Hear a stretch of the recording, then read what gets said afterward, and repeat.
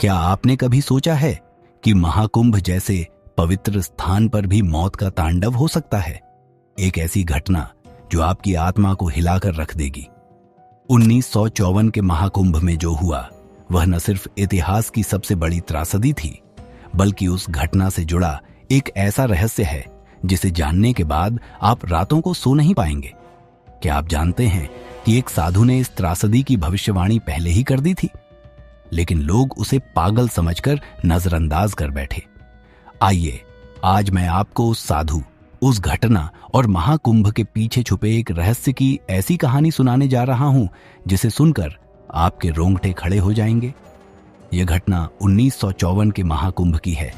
प्रयागराज का संगम घाट लाखों श्रद्धालुओं से भरा हुआ था।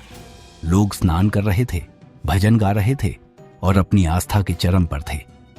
इसी भीड़ में एक बूढ़ा साधु हर व्यक्ति से एक ही बात कह रहा था, यह घाट सुरक्षित नहीं है, यहां मृत्यु छुपी हुई है। कोई उसकी बात को गंभीरता से नहीं ले रहा था। लोगों ने उसे पागल मानकर नजरअंदाज कर दिया, परंतु उस साधु की आंखों में अजीब सी चमक थी, जैसे वह किसी भयंकर घटना को देख चुका हो। अचानक कुछ ही घंटों बाद घाट पर भगदड़ मच गई। लोगों की चीखें गंगा की लहरों से भी ऊंची सुनाई देने लगीं। भीड़ के दबाव में सैकड़ों लोग कुचल गए। कुछ लोग गंगा में बह गए और कुछ ने वहीं दम तोड़ दिया। सिर्फ 10 मिनट में सैकड़ों लोगों की मौत हो गई। घाट पर शवों का ढेर लग चुका था। आस्था का वह स्थान जहां लोग मोक्ष की कामना लेकर आते थे, मौत का मैदान बन चुका था। परंतु सबसे रहस्यमयी बात यह थी कि वह साधु, जो कुछ घंटे पहले सबको चेतावनी दे रहा था, अचानक गायब हो गया। लोगों ने उसे हर जगह ढूंढा, लेकिन वह कहीं नहीं मिला। कुछ ने कहा कि वह कोई सिद्ध तपस्वी था जो भविष्य देख सकता था। कुछ ने उसे यमराज का दूत मान लिया और कुछ ने यह मान लिया कि वह स्वयं ईश्वर का अवतार था जो लोगों को बचाने आया था। महाकुंभ में ऐसी घटनाएं अक्सर होती हैं। यह वह स्थान है जहां सिर्फ आस्था ही नहीं, बल्कि रहस्य, चमत्कार और कभी-कभी भय भी साथ चलता है। कहते हैं कि इस पवित्र स्थान पर स्नान से पाप धुल जाते हैं। लेकिन क्या आप जानते हैं कि इस स्थान पर अनगिनत आत्माएं भटकती हैं? घाट पर कई लोग ध्यान करते हुए अपनी जान दे देते हैं।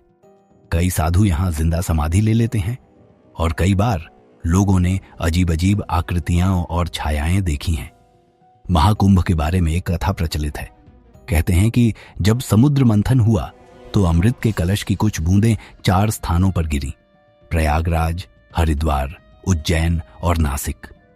लेकिन यह अमृत केवल उन्हीं को प्राप्त होता है जो सच्चे मन से स्नान करते हैं।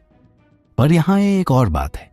कहते हैं कि जो लोग पापी होते हैं उनके साथ यहां अजीब घटनाएं होती हैं। कुछ लोग स्नान के दौरान गायब हो जाते हैं। कुछ लोगों को घाट पर अजीब आवाजें सुनाई देती हैं और कुछ लोग यहां आने के बाद अपनी सुध बुध खो बैठते हैं।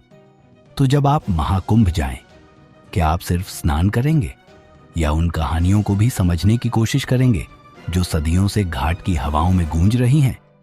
अगर यह कहानी आपको सोचने पर मजबूर करे तो इसे लाइक करना ना भूलें।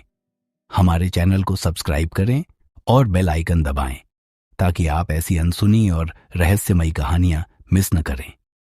अगर आप भी भगवान भोलेनाथ पर विश्वास करते हैं तो कमेंट में हर हर महादेव जरूर लिखें। धन्यवाद।